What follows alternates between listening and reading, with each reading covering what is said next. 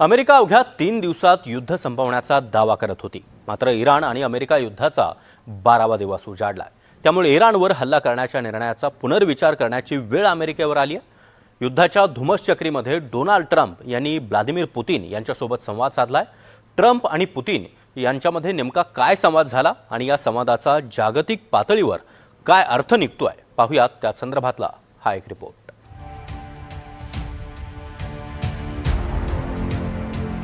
Iran America Israel युद्धाच्या दरम्यान एक मोठी घडामोड समोर आली आहे. अमेरिकेचे राष्ट्राध्यक्ष डोनाल्ड ट्रम्प आणि रशियाचे राष्ट्राध्यक्ष व्लादिमीर पुतिन यांच्यात फोनवरून चर्चा झाली. युद्धाला 12 दिवस उलटले तरीही इराण माघार घ्यायला तयार नाही. त्यामुळे 2 ते 3 दिवसात युद्ध संपेल असा दावा करणाऱ्या डोनाल्ड ट्रम्प यांच्या अडचणी वाढल्या आहेत. अयातुल्ला खामेनी यांच्या मृत्यूनंतर इराणचं सरकार कोसळेल आणि अमेरिकेच्या इशाऱ्यावर चालणारा राज्यकर्ता बसेल असा अंदाज होता. मात्र इराणमध्ये सरकार कोसळलं नाही. उलट अली खामेनींच्या जागी मोजतबा खामेनींची सुप्रीम लीडर म्हणून निवड करण्यात आली. यानंतर इराणला शुभेच्छा देणारा रशिया हा पहिला देश होता. त्यामुळे रशियाच्या मध्यस्थीनंच इराणसोबत चर्चा करता येईल का असा ट्रम्प यांचा प्रयत्न दिसतो. या प्रयत्नातून ट्रम्प यांनी पुतिनसोबत 60 मिनिटं संवाद साधला. क्रेमलिनचे परराष्ट्र नीती सल्लागार युरी उशाकोव यांनी दिलेल्या माहितीनुसार पुतिन आणि ट्रम्प यांनी सकाळी फोनवरून चर्चा केली. यावेळी ट्रम्प यांनी इराण युद्ध तातडीनं संपवण्याचा प्लॅन सांगितला. इराण युद्धामुळे निर्माण झालेल्या तेल संकटावर त्यांनी संवाद साधला. दोन्ही नेत्यांनी इराण युद्धासोबतच युक्रेन आणि व्हेनेझुएलामधील संघर्षावरही चर्चा केली. म्हणजे अमेरिका आणि इस्रायलच्या आक्रमणापुढे इराण किती तग धरू शकेल हा प्रश्न विचारला जात होता. पण आता या गोष्टीला 10-12 दिवस झाले तरी इराण प्रचंड चिकाटीने लढताना आपल्याला दिसतोय. या सगळ्याच्या मागे तेलाचं राजकारण आहे हे सुद्धा आपल्याला समजून घ्यायला हवं. पश्चिम आशियातनं येणारं तेल किंवा तेल पुरवठा हा अचानक कमी झालाय. अशा वेळेला रशियन तेल बाजारात उतरवून रशियन तेलाला सुद्धा आता मागणी निर्माण झाली आहे. भारत असेल, चीन असेल, हे देश बऱ्याच प्रमाणात पुन्हा एकदा रशियन तेलाची आयात वाढवण्याच्या दिशेने पावलं टाकतायत. अमेरिका सुद्धा म्हणते की आम्ही भारताला परवानगी दिली आहे, पण अमेरिकेच्या परवानगीशिवाय सुद्धा भारत रशियन तेलाची आयात करतच होता.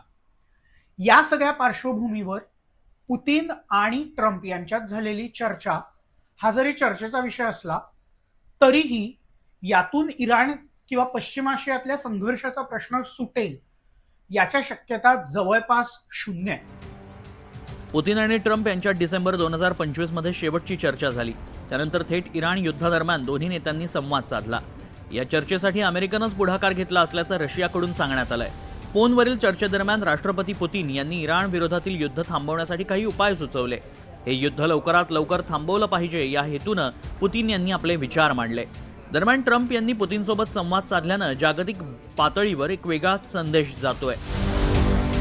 अमेरिका इराण युद्धात रशियाची भूमिका महत्त्वाची ठरणार आहे. सतत इतर देशांच्या युद्धात मध्यस्थी करणारे ट्रम्प इराणला नमवण्यात अजून तरी अपयशी ठरले.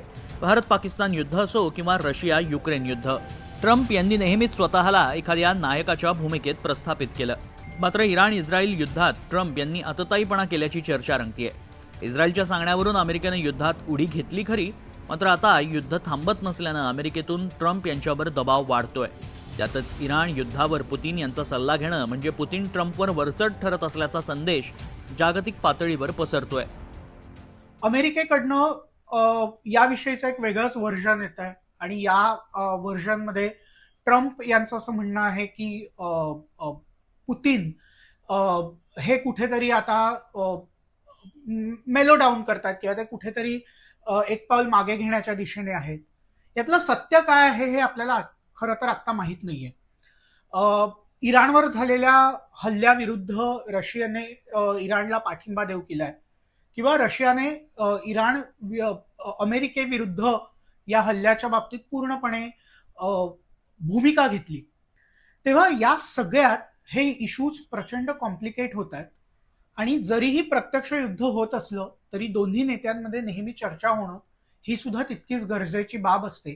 त्याच्यामुळे ट्रम्प आणि पुतिन यांच्यातल्या चर्चा ही पहिल्यांदा आता पुन्हा डिसेंबर नंतर हा फोन कॉल झालाय आणि पश्चिम आशियातल्या संघर्षामुळे याला एक मोठी पार्श्वभूमी किंवा एक महत्व येतं. पण त्या पलीकडे त्यातनं पश्चिम आशियातला संघर्ष निवळेल ही आशा ठेवणं मात्र गैर असेल असं आत्ता म्हणावं लागेल. अमेरिकेनं इस्रायलसोबत इराणवर हल्ला केलाय. हा हल्ला देखील अशा वेळी झाला जेव्हा इराण अमेरिकेसोबत अणुकरारावर सकारात्मक चर्चा करत होता. इराण अमेरिकेच्या अटींवर अणुकरार करण्यासाठी तयार होता. तरीही अमेरिकेनं इराणवर हवाई हल्ले केले. इराणमधील तेल डेपोंवर बॉम्बचा वर्षाव केला, ज्यामुळे आता इराणवर ॲसिड रेनचं संकट घोंगावतंय. Bureau report, NDTV Marathi.